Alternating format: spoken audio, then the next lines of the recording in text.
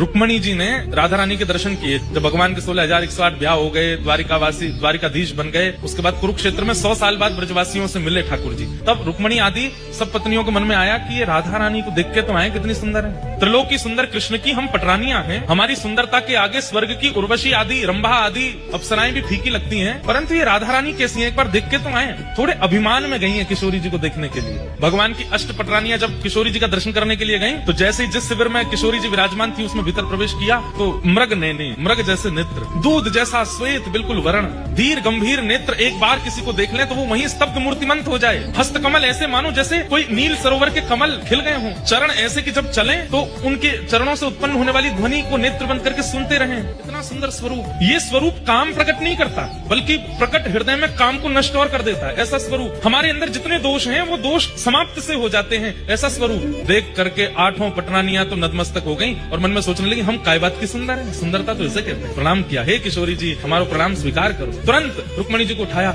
मैं राधा रानी नहीं हूँ, मैं तो दासी हूँ। राधा रानी भीतर है, किशोरी जी तो भीतर विराजमान है। 8 में से 4 तो वहीं से लौट गए। बोले जब दासी की सुंदरता हमसे सहन नहीं हो रही है, किशोरी जी को कहाँ देखेंगे। 4 ने प्रयास किया और भीतर गई तो बाहर जिसे देखा उससे भी अतीत सुंदर। बाहर वाली की सुंदरता तो दोष नष्ट कर रही थी, अंदर जिसको देखा उससे दोष नष्ट तो हुए बल्कि गुण प्रकट होने लगे। दया, प्रेम, शीलता, ये सारे जो अच्छे गुण होते हैं उसका दर्शन करके वो प्रकट होने लगे। बोले निश्चित किशोरी जी ने। प्रणाम किया, बोले आप किशोरी जी? नहीं मैं दास। किशोरी जी भीतर है। 2 वहां से भी लौट गई। बोले कि अब किशोरी जी को नहीं सहन कर पाएंगे हम, ये तो दासियों ने हमारे मान का मर्दन कर रखा है, किशोरी जी क्या करेंगे। कहते हैं अंत तो गत्वा रुक्मणी जी पहुंची बस। और जैसे ही रुक्मणी जी ने प्रवेश किया, असंख्य, संख्या गिनी नहीं जा सकती, इतनी असंख्य सुंदरियां चारों ओर बैठी हैं। और उन सबकी सुंदरता में विशेषता यह है, एक की भी सुंदरता काम प्रकट नहीं कर रही है, सबकी सुंदरता गुण प्रकट कर रही है, नेत्रों से अश्रु प्रकट कर रही है, दीनता प्रकट कर रही है, दैन्य प्रकट कर रही है। और उन सबके मध्य में एक सिंहासन पर तप्त कांचन गौरांगी